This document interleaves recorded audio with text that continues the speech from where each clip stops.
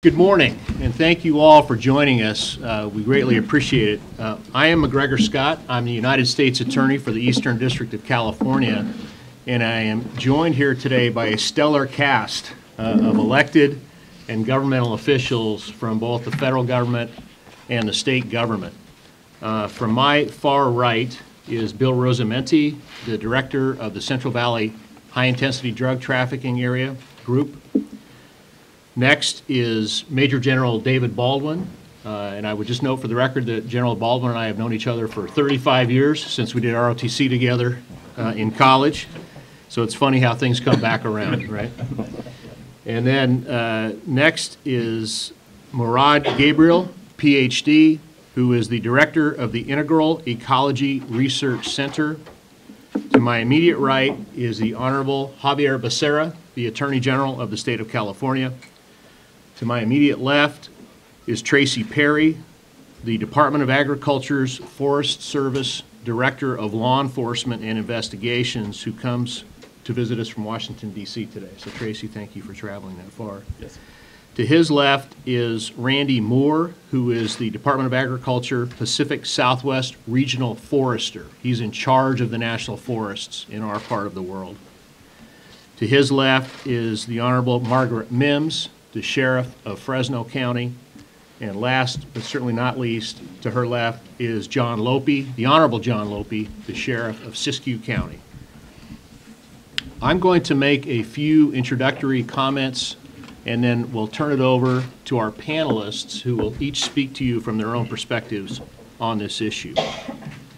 A manifest problem in the Eastern District of California, throughout the state of California and in other parts of the country, is the widespread proliferation of Mexican cartel organized, funded, and operated large-scale marijuana grows on our federal public lands. That takes the form of the Forest Service, the national parks, and the BLM. Here in the Eastern District of California, it is a particularly stark issue for us because we have over 16 million acres of National Forest Service land, Yosemite National Park, the Kings Canyon Sequoia National Park, as well as the Lassen National Park in the north part of the state. We have been battling this issue for years, and it all too often involves and encompasses environmental damage, clear cutting, the use of chemicals, stream diversion, all of these issues that come with this growing, this despoiling of our national lands. I have been asked many times in the last couple months, what's different? Why are we here today? And there are two things that stand out in my mind which are different from when we were battling this issue during my first tenure as U.S. Attorney. The first is that the cartels have, in the last couple of years, taken to using a pesticide called carbofuran, which has been illegal for all purposes in the state of California for approximately 10 years. And they are not using it as a pesticide where you have a chemical and then you water it down and then you spray it. They're using it as a rodenticide designed to kill the animals that will come and eat the plants in the grow sites, and they're just throwing it wholesale out into the ground where the animals are eating it. This is a game changer because it is a lethal poison that, as I said, has been banned in California for all purposes, and there is no legal use in the United States of America for this particular chemical and has not been for decades. The second thing that has changed is that Dr. Gabriel, through his institute for the last several years, has been conducting extensive scientific research around the issues of the environmental and chemical damage that is being done by these large-scale marijuana grows in our federal public lands. He and his team have published several scientific articles which document and substantiate that these grows pose a very lethal threat to animals, to the watershed, and ultimately to people.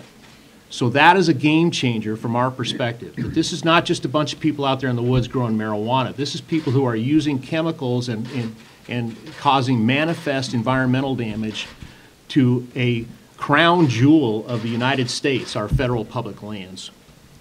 So with that introductory, I'd like to now turn it over to Tracy Perry, who will talk about this from the perspective of the Forest Service and the issue as they see it. Good afternoon, everybody, and thank you for being here. Oh, Sure. yes, sure. Thank you. Thank you, everybody, for being here.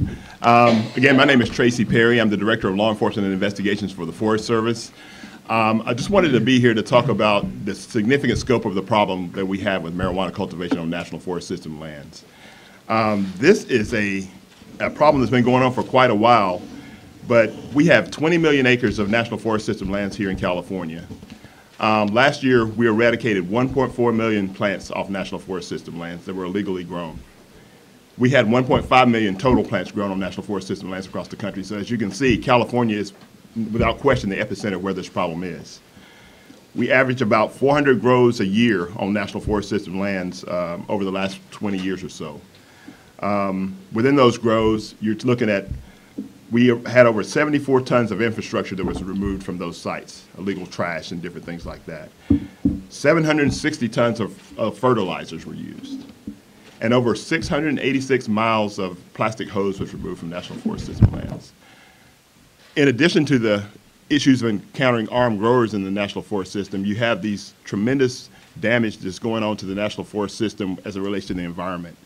And that's what a lot of what the Forest Service is really focusing on here today. And Regional Forester Moore will talk to you a little bit more about the specific challenges as it relates to the environmental damage, but it is a huge problem, and I am so grateful that we have our federal, state, and local partners here with us today to help us solve it. So thank you. Next speaker will be Regional Forester Randy Moore. So good morning, everyone. Let me just start by saying that this issue is really having a devastating effect on our national forests.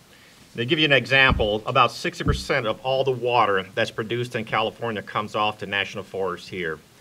And when we look at some of the testing that has been conducted, below these illegal growth sites, about 40% of the water has been affected by these chemicals, the pesticides, rodenticides that's been used in these growth sites. You look at the soil sample sites, about 47 to 50% of those sites have been contaminated with these same pesticides. And what we see happening is that hundreds of millions of gallons of water is being diverted from our streams, groundwater supplies to use for these illegal growth sites. In addition, we have threatened and endangered species. We refer to them as T&E species. When I look at the fisher, about 40% to 80% of the fisher has been affected by these sites. You look at the California spotted owl, which is another threatened species. We've had deaths from these animals that have been using material that's been used in these campsites. And so they've been, here again, about 70% of our spotted owls have been affected by these same growth sites. And so not only that, but my concern also is that, you know, for the hunter, the average hunter that go out and hunt deer and elk, we're finding that these chemicals are in the meat of those animals. And so not only is it affecting the T&E species that we are trying to manage here, but it's also having an impact on our public's health. And so that should be something that's really noted. When I look at the things that we need to do, it's one, we need to be better and more forceful at interdiction, preventing these sites from coming onto national forests. Because what's happening is that once they establish themselves there, we're spending an inordinate amount of money cleaning up these sites when really our primary concern has been to reduce the potential for fire hazards here in California. So we have money that we would normally be spending to make our watersheds more resilient to wildfires. We're having to divert those dollars to go out and clean up these marijuana growth sites. The significance of that is that we're finding that when we are able to go out and clean up these growth sites, we're finding 0% of them being reclaimed or coming back to use those sites. So we know that reclamation is very effective in preventing the users, the illegal growers, through coming back out and reestablishing themselves on these sites. And so I would just say that if I had to look at one of the top concerns that we have as the land managers here in the state, one, of course, is going to be wildfires. And I'm not sure if one is really the illegal growth from marijuana sites on these forest lands. It's also becoming a real hazard to and a danger to our employees as well as the publics who would happen to run across some of these illegal growth sites. Thank you, sir. Our next speaker will be Dr. Gabriel. Good afternoon. My name is Dr. Murad Gabriel, and I'm the co-director of Integral Ecology Research Center, scientific research organization located in Northern California. First, I would like to thank United States Attorney McGregor Scott and his staff for the invitation today to add to this discussion on the environmental impacts associated with marijuana cultivation on our public lands.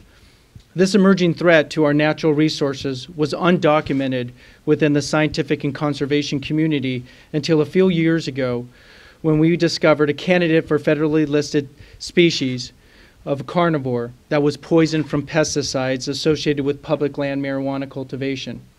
This shocking discovery and subsequent research led us to where we stand today, where empirical evidence has demonstrated that soil, native vegetation, and marijuana, as well as the water near and within grow sites, are being contaminated from the considerable amount of pesticides cultivators are utilizing.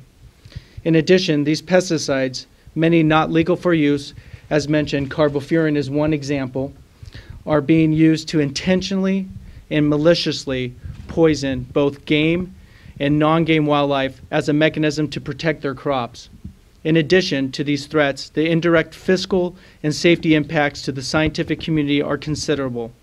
Researchers on California forest lands must now take in consideration that armed cultivators are occupying these federal lands, thus prohibiting the free collection of scientific data.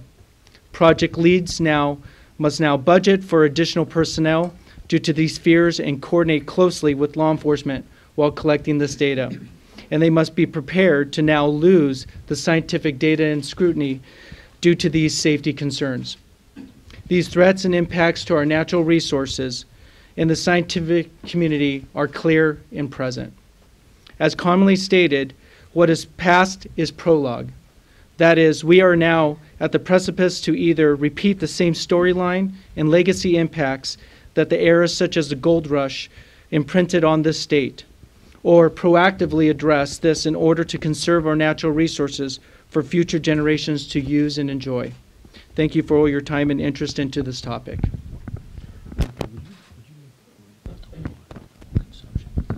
Yes, and as mentioned previously, with the prolific use of pesticides, there's also a prolific water theft occurring out on these forest lands. For example, the Growers Association came out with an estimate of a minimum of 6 gallons per plant for a 150-day growing season, but unfortunately, per day for a 150-day growing season, which would total about 900 gallons per plant for a growing season. Unfortunately, that level of water use is grossly conservative compared to the water use that's occurring on our public lands due to the rocky soil and vegetation out there that for drought-tolerant plants. What we're estimating now is about 9 to 12 gallons per plant per day for a 120-day growing season that is occurring out there on our public lands. So when you extrapolate these numbers that, as Director Perry mentioned, 1.4 million plants that are just discovered and eradicated on National Forest Service lands, just the water use from that alone would total up to upwards of 2 months at a minimum of the City of San Francisco municipality use of water theft that's occurring just on a Forest Service lands alone. Now, in addition to that, it's the contamination that's occurring besides the water theft, the contamination to not just those of wildlife or the other ecosystems out in these lands, but also individuals that are inhabiting below streams or campgrounds or other water reservoirs. When there's 400 plus sites on our National Forest Service lands demonstrating, as Forest Supervisor Moore mentioned, upwards of 50% of the water being contaminated below these sites. So that is, again, the reiteration that this is a clear and present impact to our natural resources within the state. Thank you. We'll now shift to the partners on this enforcement and eradication and elimination effort. And first will be Attorney General Becerra.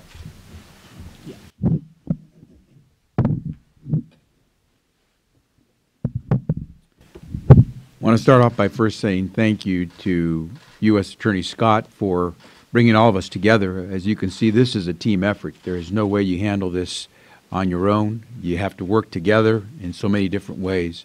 Perhaps the second message I think we should articulate to folks who will witness this is that we have a window in California to try to get this right. There is a lot of money in marijuana, and there's a lot of black market activity in marijuana. If we don't do this right, working with all of our partners, federal, state, and local, I'm afraid the window is going to close on the wrong fingers, and we cannot afford to do that. There are just too many people, industries, and as you've heard, natural resources at stake for us not to get this right. And so I am pleased to be here with all our partners to say that as a team, we're going to try to do our share of the work that we must. In California, I can tell you that the Department of Justice has for some 40 years worked closely with our federal and local partners through the CAMP program to try to make sure we tackle the issue of these illegal grows. And as you've just heard, it's getting worse, not better. But we have to try to do this working as a team. I will tell you that the issues here are not just of concern to environmentalists. They should not just be concerned to the Forest Service. They should not just be a concern to law enforcement. They should be concerned to every single person in this state, because the black market in marijuana and these illegal grows become a public safety risk to all of us, to your families, to our communities, to farmers, and certainly to the folks that are trying to do it by the rules. And in California, try to do it through the licensing process and the registration process.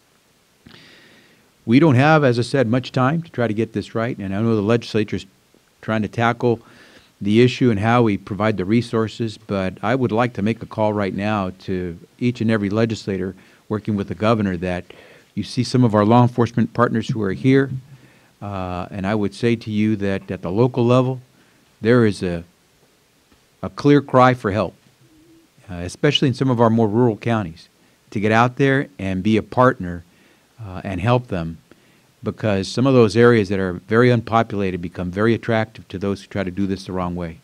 And at the state level, I think we're ready to step up. Chief Kevin Gardner from the Division of Law Enforcement from the Department of Justice at the California level is here with me. He is in charge of the work that we do through the CAMP program, working with our federal and local law enforcement partners. I think we recognize that if we do this the right way with some resources, we can try to get this done. There is more than enough effort that's being undertaken by folks at every level of government to try to tackle this right now. But you can take the incident that occurred just last year in Kern County, where from the Kern County Sheriff's Office, there was an effort to try to respond to a distress call by some hikers, or a hiker who got lost, and all of a sudden they find themselves confronting a couple of armed individuals who were trying to protect an illegal grow. Or you can talk about the two young men who got shot because they were trying to abscond with some of these illegal plants. One of them who was injured, the other who was killed. This is something that's going to affect all of us, and we got to get to it. And in California, we finally have some resources that will be put at our disposal. But if the local law enforcement officials and state officials don't get the resources and the infrastructure, the architecture to get this to work right, the work that the federal government does, along with what's already being done at the local and state level, will not be enough, because there is just too much money in them there hills. And we just got to act quickly. And so I think we're all here working as a team because we understand that we have a small window in which we can try to get this right. And I appreciate that U.S. Attorney Scott has gathered us here together so we can discuss that with you today. Thank you, General Becerra. Next will be Major General David Baldwin, who is the commanding officer of the California National Guard. Thanks, Greg. This marks the 30th year that the California National Guard has been providing support to local, state, and federal law enforcement agencies in counter-drug efforts across our great state. We provide a broad spectrum of military support, ranging from airborne sensors to analysts assisting law enforcement officers in developing cases against the cartel members, all the way down to boots on the ground, where we send soldiers and airmen into the gardens side by side with law enforcement officials and people interested in protecting the environment to pull plants and to help remediate the damage that's done in our forests.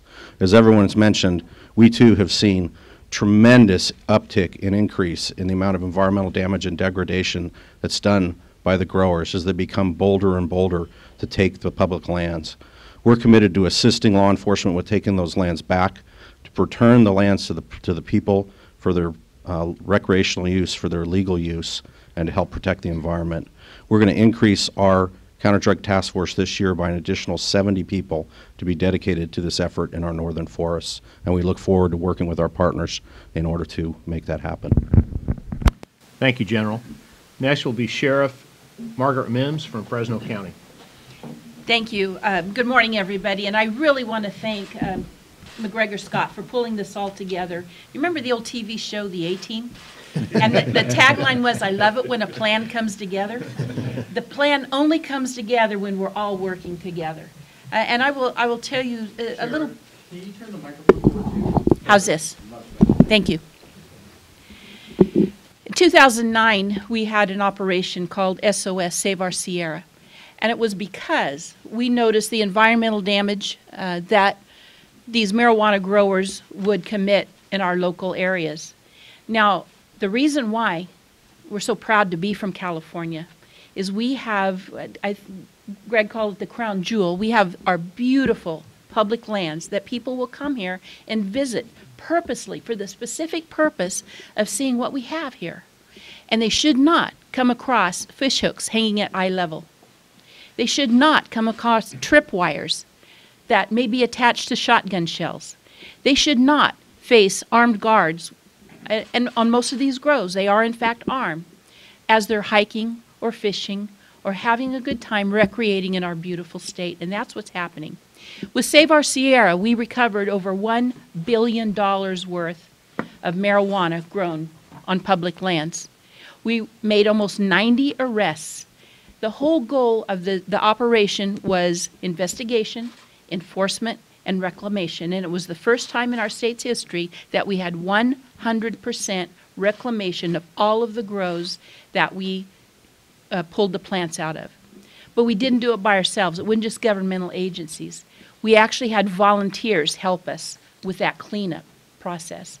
Volunteers who go into our beautiful forest land, whose purpose is normally to rebuild trails, to clean up trash. They were actually hauling out the trash from the marijuana. And these photographs are very typical of what we see every year. Miles and miles of drip line, tons of garbage, reservoirs being built and lined in plastic to divert streams. And it's just a shame when you go in and you see the clear cutting, the manzanita completely cut down. And many of these won't grow back unless they're replanted, and that's where the volunteers came in. We followed up in 2010 with Operation Trident, and we did the same goal with a 100% reclamation in 3 counties, Madera, Fresno, and Tulare. We did it with the help of all of our partners. We could not have had pulled this off without the analysts from the National Guard, without the air support, without our forest partners, and certainly not without prosecutions, because that's what the attorney, U.S. Attorney did, helped with, of course, with prosecutions. We came across poachers, poaching deer, poaching bear, and in one case, they had killed an endangered species called the Pacific fisher. We did find the rodenticide, pesticide, and herbicide being used in our national forests. We know that these public lands are precious to all of us. So not only is everyone up here great crime-fighting partners, they're great environmental partners with keeping our lands pristine and keeping them safe for not only the people that live here, but for the visitors that come to see what we have. Thank you. Thanks, Sheriff. Sheriff John Lope of Siskiyou County.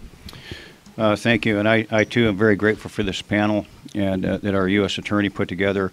You know, I'm in a rural county. We have the 5th largest county geographically in the state. Siskiyou County has almost 6,200 100 square miles, and we've been besieged in recent years. We're absolutely overwhelmed. And a lot of these illegal cultivators of illegal marijuana come to rural counties like mine. And I could tell you that these problems have been so pervasive that my Board of Supervisors declared a local state of emergency because of the insecticides, the pesticides, the rodenticides. I too have seen carbofuran in some of these illegal sites on public lands.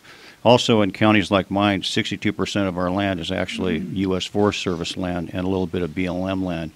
So, we just overcame a 4-year drought in my county. We're just getting over that.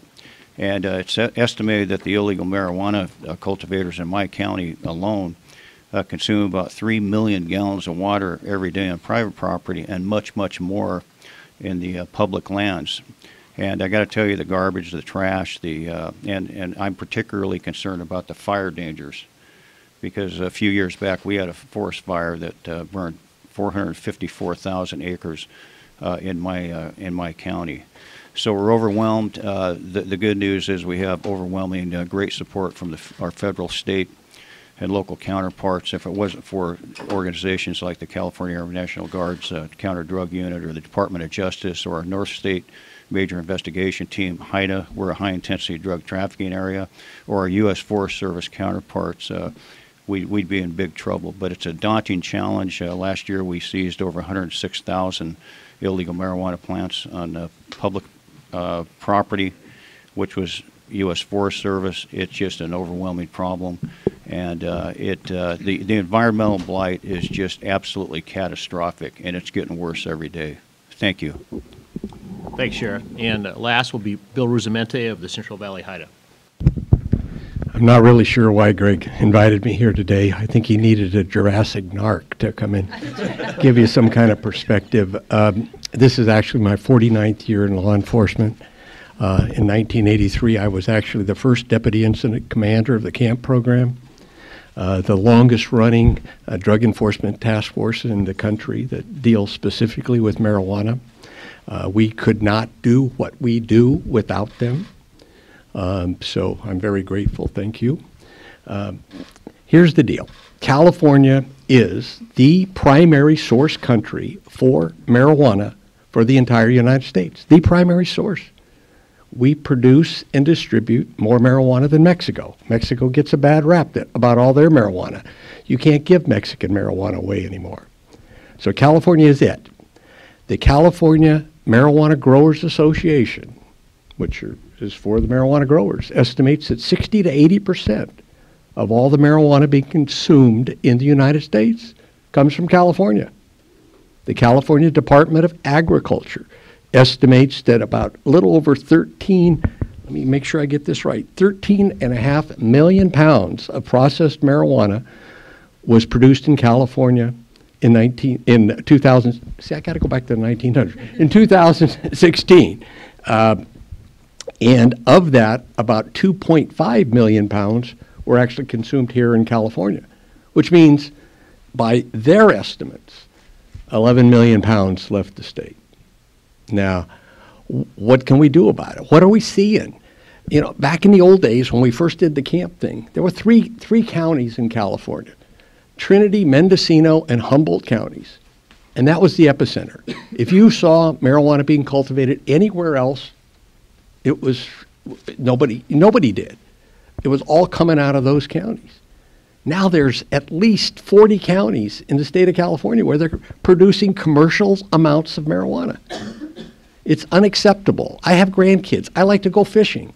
We specifically won't go fishing in certain areas of this state anymore because I'm afraid to take my grandkids in there. Now, that should be unacceptable to everybody. And the fact that some of these Mexico-based cartels are actively involved in leading the way on this. Approximately 75% of all the people we catch in these big commercial marijuana grows in California are from Mexico. And many of them, it's kind of changed over the last few years, but the majority of the folks are from Michoacan. And they still are, and they have been forever. And you know, that cartel was La Familia, Knights Templar, they change their names like once a year. I think they watch too much television and they get those names off of the different TV shows. But the Jalisco cartel now has emerged as an active player, and the Sinaloa cartel has emerged as active players. And I'm not telling you this because I'm just making it up. The people we interview, 99% of them don't say anything. But the 1 or 2% that do, that's what they tell us. They're telling us this. So I give it some credence.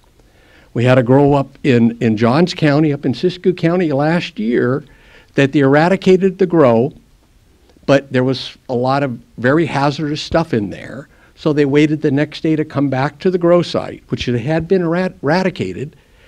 And these people had come into the grow site, left a note, and basically signed it Jalisco Cartel and insulted the folks that had done the eradication. So they had that much nerve to do that. And they're not coming. The old boys in the old days of Humboldt County, nobody ever had a gun. Nobody ever shot you. Nobody ever did. Now everybody, you go in any of these commercial grows, they all have guns, multiple guns. They have knives. They're instructed. A few years ago, we were catching a lot of them with dogs. The Forest Service had dogs, the sheriffs had dogs, and so we were catching a lot of the growers. The cartel folks started issuing knives to their growers and said, whack the dogs with the knives. And we had several dogs were chopped up very badly by growers. Anyway, thanks for coming and thanks for being interested in it. Thanks, Bill. I'll make a few very short and brief closing remarks, and we'll be happy to take your questions.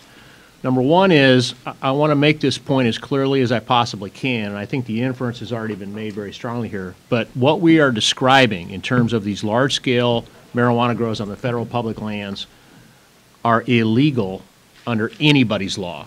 California's law, federal law, it is all illegal. I want to make that as clear as I possibly can. Two, I've had multiple conversations with Attorney General Jeff Sessions about this issue, and he has taken a keen interest in it. And he was able, through the omnibus bill that was passed and signed into law in March, able to get $2.5 million directed to the Forest Service to address exactly the issue we are talking about here today. And the great, over 90% of that money will come to California. And what really helps with that is that the Forest Service is able to pass some of that money down to the local sheriff's departments and to the State Department of Justice to help us with this problem. The third point I want to make is that I take this issue as seriously as I possibly can. And I've said to my staff on many an occasion, we are going to plant the flag on this issue because these are a national asset, a national treasure of the American people, and they are being destroyed. So we are going to do everything in our power to get after this problem as vigorously and as strongly as we possibly can. And I am very grateful to every one of our partners who's seated here at this table, as well as the countless others that are out there helping us with this problem every day. All right. Thank you all very much, and thank you to my panelists for being here. I really appreciate it, General. Thanks very much.